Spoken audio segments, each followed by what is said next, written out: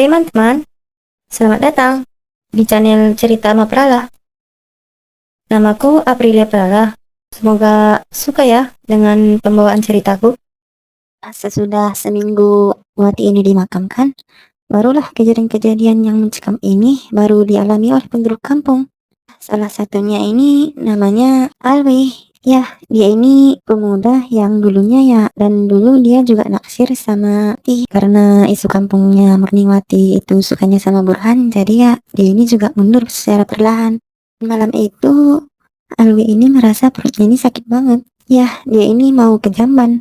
Ya, maklum lah ya, sekitar tahun 70-an, listrik dan WC dalam rumah itu masih hal yang sangat langka. Sebenarnya Alwi juga takut sama kejadian yang diceritain sama warga. Tapi karena perutnya ini udah mulas banget, akhirnya dengan terpaksa ya beraniin dirinya buat ke jamban yang ada di dekat musola dan di ujung desa.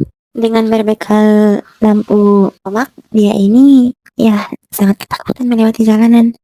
Karena ya hari sudah jam 11 malam dan keadaannya sepi banget. Kayak jam 5 sore aja orang-orang udah pada takut buat keluar rumah. Apalagi pas setelah maghrib. Dan Alwi ini keluarnya jam 11 malam.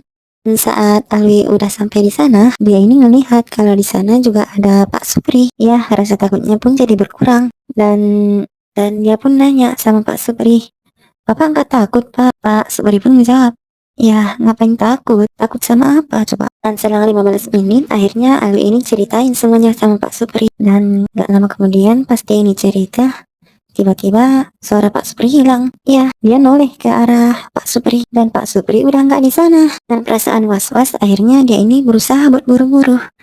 Namun gak lama kemudian terdengar suara kayak, "Nina Bobo, oh Nina Bobo." Ya, kayak gitu. Dan dari balik duku kelihatan kalau ada sosok Murniwati dan wajah yang menyeramkan terbang melayang-layang. Sosok ini terus nyanyi dan ngejar ke arah Alwi. Alwi pun sontak sangat panik dan dia ini kabur dengan perasaan yang sangat takut sekali. Bahkan sampai-sampai dia ini tak sempat lagi bersuci dan kabur ke rumahnya. Akhirnya Alwi sampai di rumahnya. Namun ya, sosok ini sudah ada di rumah tetangganya dan sedang mengetuk-ketuk ke arah pintunya. Hal ini membuat Alwi sangat takut dan hampir pingsan gitu. Sontak saja Alwi ini berlari ke ruangannya dan dia ini langsung nyalain 4 lampu petromax sekaligus. Biar suasana ruangannya ini yang berderang. Namun suara ketukan di rumah tetangganya itu masih kedengaran. Dan gak lama kemudian suaranya ini makin keras dan yang diketuk kali ini adalah rumahnya dan Alwi cuma bisa pasrah di balik bantalnya. Serta kejadian ini berlangsung sekitar 3 menitan lah ya. Sontak saja dong paginya kejadian ini membuat geger satu kampung lagi. Dengan kejadian apa yang dirasain sama Alwi, sampai-sampai si Alwi ini isunya dia ini demam tinggi. Pak Supri yang merasa bersalah berusaha buat ngejenguknya dan diceritain hal ini ke seluruh warga. Lalu tadi malam dia ini ngelihat sosok Murniwati ini sangat menyeramkan yang terbang-terbang dari pohon duku. Dan semua warga ya cuman bisa ngelus dada gitu. Karena ya mereka juga gak tahu maunya Wati ini apa dan kenapa dia ini bisa gantung diri gitu. Dan selang 2 minggu kemudian akhirnya neneknya Wati yang awalnya sakit-sakitan kini mulai sembuh kembali dan udah bisa jalan-jalan lagi. Dan sekarang nenek udah diasuh sama warga kampung karena ya nenek ini dikenal orang yang dermawan dan baik hati. Saat dia ini masih berada, maksudnya ini pas masih kaya lah ya. Nenek Wati ini ngajakin warga ke rumahnya buat ngelihat kalau Murniwati ini sering pulang ke rumah dan ngebawa sosok baik gitu. Mendengar itu warga pun jadi sangat penasaran dan mereka pun berbondong-bondong ke rumahnya. Dan saat dilihat dan nenek Wati ini menunjuk ke arah yang diyakini di situ ada Murniwati, semua warga cuman bingung karena ya di situ nggak ada apa-apa. Dan warga pun cuman saling bertukar pendapat karena ya mereka ini mengira kalau nenek ini saking rindunya sama cucunya jadi ya ngelihat sosok Murniwati ini terus. Dan ada juga yang bilang kalau dia ini sudah pikun. Ya, yang ngebilang pikun ini salah satunya Pak Eko. Dia ini lulusan sarjana dan paling tidak percaya dengan omongan nenek Wati dan hal-hal mistis itu. Namun kejadian malam itu mengubah pemikiran Pak Eko. Dan pas saat itu Pak Eko lagi bergegas ke kampung sebelah. Dan saat di tengah perjalanan, dia ini ngelihat kalau ada sosok perempuan yang sedang menggendong bayi di tepi jurang. Dan sosok ini airnya bawahnya berdarah-darah gitu.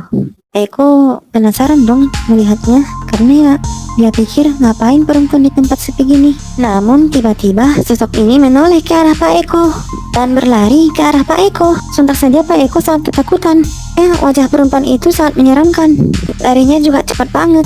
Namun saat sudah dekat, sosok ini menghilang di telan kabut malam. Dan Pak Eko dan rasanya kaki Pak Eko ini nggak bisa digerakin, dan dia ini lumpuh seketika gitu, dan cuma bisa nangis melihat kejadian yang barusan. Dan sejak saat itu Burhan ini jadi pemarah dan suka ringan tangan gitu, dan akhirnya istrinya pun meninggalkannya. Istrinya nggak tahan, dan umur pernikahan mereka cuma sekitar 2 bulanan. Karena ya isunya Burhan ini jadi orang yang agak gila gitu, bahkan bisa dibilang gila lah ya, karena ya dia ini keliling-keliling kampung dan nangis-nangis, bahkan ketawa-ketawa sendiri. Dan yang paling sering dia ini pergi ke makamnya mendiang Wati. Kalau di sana dia ini ya nangis sejadi-jadinya dan sering ngegaruk-garuk kepalanya gitu. Dan dia ini selalu ya kayak menyesal dan minta maaf ke makamnya Wati. Nah, kejadian ini akhirnya si Burhan ini pernah juga ke jamban, dan ya dia ini makan kotoran, dan hal ini membuat seluruh warga ya jadi mual dan muntah. Dan karena itulah keluarganya jadi malu dan sempat ngepasung dia selama 1 tahun. Tapi akhirnya beberapa tahun kemudian dia ini dibebasin. Dan kemudian Burhan ini jadi gila permanen sampai kira-kira tahun 2004 dia ini ditemukan meninggal di ruangannya. Ya, dia ini juga gantung diri sama seperti Wati. Ya, sungguh tragis. Walaupun Burhan udah meninggal, tapi ya sosok ini tetap menghantui satu kampung. Iya, sangat tragis. Walaupun Burhan udah meninggal, tapi sosok Murniwati ya masih tetap ada sampai sekarang. Dia ini masih menghantui desa yang ada di Temanggung ini. Dan rumornya kalau sosok hantu ini paling wingit ada di bekas rumahnya. Ya, setelah neneknya meninggal, rumahnya ini jadi kosong. Bahkan sampai tahun 2010 sampai 2011-an, sosok Murniwati ini masih gencar buat nakut-nakutin warga kampung. Ya, bahkan warga ini nggak jarang melihat sosok Murniwati ini, terutama di rumahnya. Dan kalau menurutku sih, si Murniwati ini ya gimana ya, dia ini cukup bodoh. Ini mau ngakhirin hidupnya cuman gara-gara hubungan asmara. Dia ini nggak mikirin sama masa depan dan masa depan keluarganya. Ya, walaupun cuma neneknya. Sampai sini dulu ya, teman-teman. Silakan subscribe ya kalau kalian suka dan senang dengan konten seperti ini. Oke, sampai jumpa. Bye.